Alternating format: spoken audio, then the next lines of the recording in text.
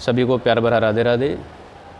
आज हम चर्चा करेंगे शक्ति उपासना क्यों ज़रूरी है और जीवन में प्रेरणा जब हमें मिलती है, हमारे से पहले जिन्होंने ये उपासना करी है उनके जीवन में क्या परिवर्तन आया है। उदाहरण के रूप में राजस्थान के खाटू नगर में वीर बर्बरीक इस समय श्याम प्रभु के नाम से विख्यात है। श्याम प्रभु के नाम से विख्यात होने से पूर्व सर्वप्रथम भगवान के चरणों में पहुंचने से पूर्व उन्होंने शक्ति आराधना करी और शक्ति आराधना के बल पे ही वो श्री कृष्ण स्वरूप को पाए। तो हमारे जीवन में शक्ति आराधना जरूरी है। शक्ति माँ की उपासना है और माँ अपने आप में एक शक्ति है। जब हम विपरीत परिस्थिति में उलझ जाते हैं तो माँ शब्द जैसे उच्चारण करेंगे तो हमारा आत्मबल पुनः प्राप्त उच्च स्तर पे पहुंच जाता है। तो शक्ति आराधना बहुत ज़रूरी है, क्योंकि ये जो परम पवित्र जो महीना चल रहा है अभी, आश्विन का जो महीना है, ये बहुत पवित्र महीना है। सर्वप्रथम इस महीने में श्राद्ध पक्ष प्रारंभ होता है, 16 दिन का है।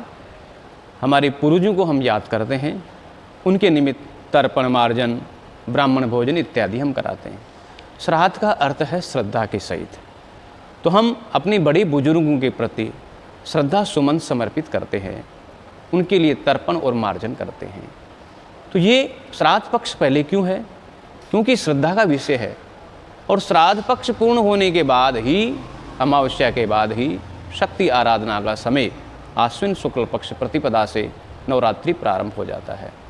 तो शक्ति आराधना के लिए श्रद्धा का होना बहुत जरूरी है। बिना श्रद्धा और भाव के भक्ति स्थायित्व रूप से रह नहीं सकती। इसलिए शक्ति आराधना में श्रद्धा बहुत जरूरी है और बिना श्रद्धा के भगवत प्राप्ति संभव नहीं है। श्रद्धावान लभते ज्ञानम, श्रद्धावान ही ज्ञान प्राप्त करते हैं और भावो विद्यते देव, भावना में ही देवता निवास करते हैं। तो ये जो परम पवित्र जो महीना आ रहा है, इन्हीं उदाहरणों के द्वारा हमें, जैसे माता सीता है, माता रुक्मिणी है, गोपियाँ हैं, इन्होंने सबने शक्ति आराधना के द्वारा ही भगवत प्राप्ति करी है। और इसी परम पवित्र महीने में फिर आश्विन में ही शरद पूर्णिमा का जो त्यौहार आता है, इस दिन भगवान महारस रचाते हैं। रसो वही रस है। रस कौन है? भगवान श्री कृष्ण का नाम ही, भगवान श्री कृष्ण ही रस है। रसानाम समूह इति रास है। जो रस का समूह है वही रास है। रस का मतलब है श्री कृष्ण को प्राप्त करने वाले जो जीव है। कृष्णम रसम पिबती इति गोपी, जो कृष्ण के रस का पान करे वही गोपी है। तो असंख्य गोपियाँ एकत्रित होकर के महाराष्ट्र के अंदर श्री कृष्ण की कृपा प्राप्त करती है। तो ये परम पवित्र आश्विन का महीना ही था। तो ये आश्विन का महीना बहुत पवित्र है। इसी में विजयादशमी का त्यौहार मनाया जाता है।